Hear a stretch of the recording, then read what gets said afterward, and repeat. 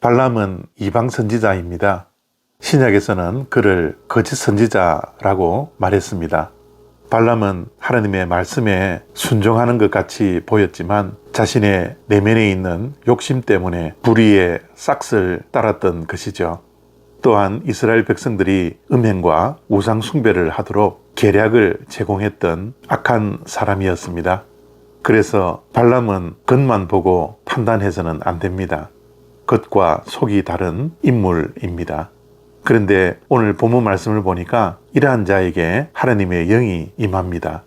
그래서 오늘 이 말씀 앞에서 질문을 해야 할 것은 하나님의 영인 성령님이 아무에게나 임할 수 있는가입니다. 민수기 24장 1절과 2절 말씀입니다. 발람이 자기가 이스라엘을 축복하는 것을 여호와께서 선히 여기심을 보고 전과 같이 점수를 쓰지 아니하고 그의 낯을 광야로 향하여 눈을 들어 이스라엘이 그 지파대로 천막 친 것을 보는데 그때에 하나님의 영이 그 위에 임하는지라. 아멘. 발락이 장소를 옮겨가면서 발람을 향하여 이스라엘을 저주하라고 계속 말을 합니다. 그러나 발람은 이스라엘을 저주하지 아니하고 계속 축복을 하죠. 이러한 발람을 하나님께서 보시고 선히 여기셨습니다. 그리고 하나님의 영이 그에게 임했습니다. 놀랍게도 이방 점쟁이에 불과했던 발람에게 거룩한 성령 하나님께서 임했던 것이죠. 발람은 악한 자, 탐욕의 대명사적인 인물인데 어떻게 그에게 성령님이 임하실 수 있을까요? 정말 그럴 수 있는 겁니까? 성령 하나님께서는 악인, 선인, 믿는 자, 믿지 않은 자 아무에게나 임하는 것일까요? 정답은 그럴 수 있다라는 것입니다. 그러나 우리가 기억해야 할 것은 발람이 거룩한 사람이기 때문에 성령이 임한 것이 아닙니다. 발람이 하나님의 사람이기 때문에 하나님의 영이 임한 것이 아닙니다. 발람이 믿음의 사람이었기 때문에 성령이 임한 것이 아닙니다. 단지 성령께서 발람에게 임한 이유는 하나님의 뜻과 하나님의 마음을 전하기 위함이었습니다. 하나님께서는 악한 자라 할지라도 하나님의 목적을 이루시기 위해서는 누구든지 하나님께서 도구로 사용하십니다. 이방 나라의 왕이자 북이스라엘을 멸망시켰던 아수르 왕도 하나님은 하나님의 몽둥이로 사용하셨습니다. 그래서 우리가 기억해야 할 것은 성령은 아무에게나 임합니다. 그러나 아무에게나 임하지도 않습니다.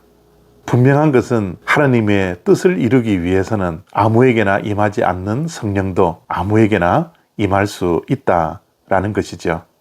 그러나 아무에게나 임했던 성령 하나님은 어떠한 하나님의 목적을 위하여 임시적으로 임하는 것이지 그 임했던 성령 하나님은 지속적으로 임해 있지 않습니다.